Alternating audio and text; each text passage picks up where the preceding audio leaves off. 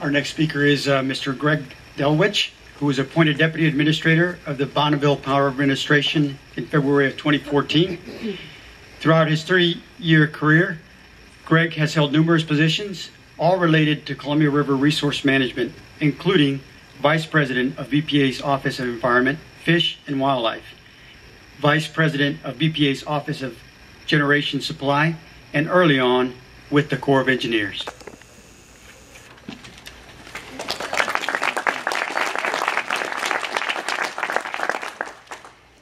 Thank you very much, and thanks everybody for coming today. At my age, the 30-plus year career that the Colonel just mentioned, you worry about when you see podiums and there's no lighting, whether you're going to really be able to see your prepared remarks.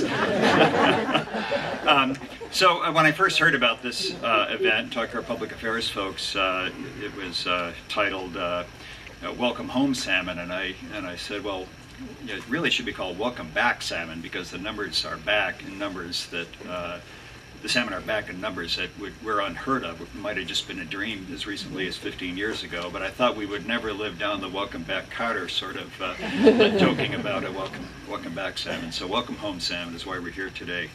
I want to start by going back to 6 years ago, not too far from here, 6 miles, or about 10 miles or so up the river, where at Columbia Hills State Park. I was privileged to attend the signing ceremony for the Columbia Basin Fish Accords, and I think there's some pictures up here from that memorable day.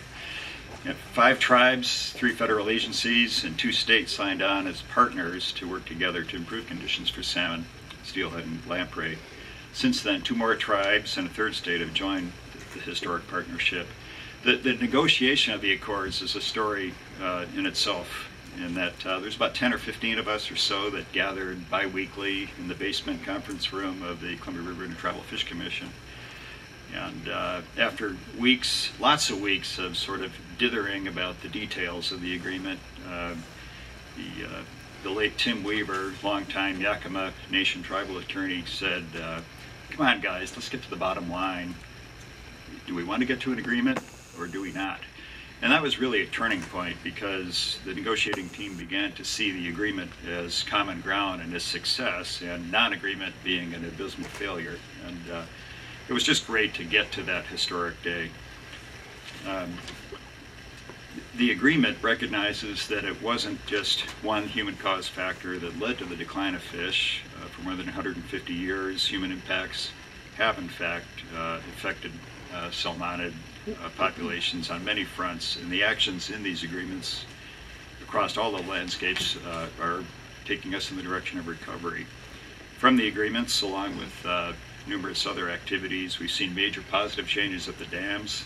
The General just spoke to some of those. The habitat of the basin has improved tremendously, changed hatchery practices, smart artificial production, and greater levels of harvest, even without undue impact to ESA-listed salmon and steelhead. It's a real success story.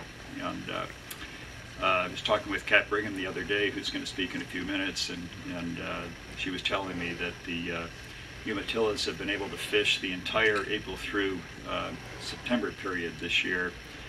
And not too long ago, back in the 80s, they had a 5-day season. So what a phenomenal turnaround. Through these partnerships, we've opened up more than 2,400 miles of new habitat, and that's more than twice the length of the Columbia River. We've restored enough water to streams to more than serve the annual usage in terms of water consumption of a city the size of Seattle. At the dams, we've seen a combination of surface passage, optimized spill levels, and all sorts of other actions that have resulted in in-river survival levels that are similar to what we see at other large undammed rivers in the region.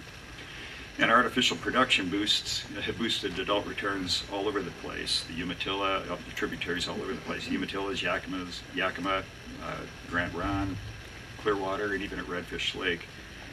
And equally importantly, we've established a new era of trust and mutual cooperation.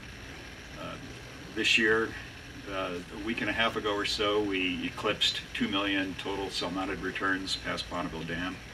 That's 2 million fish in 1 year, and not too long ago that was considered a pipe dream, a stretch goal that was nice to think about, but might have been thought of in the 80s as being unachievable. We've seen 600,000 sockeye salmon over Bonneville Dam, and the daily counts at Lower Granite this spring, or this July, daily counts, numerous days exceeded the entire count in the decade of the 90s above Lower Granite. So, a phenomenal success story. This is really the largest ESA program in the nation, and we should all be proud. It's so gratifying to see the results. We've accomplished so much together, and since that day in 2008, and even days prior to that. So thanks to everyone who's given their skills, their vision, their hard work, and their heart in this important work. It's great to see us where we are today.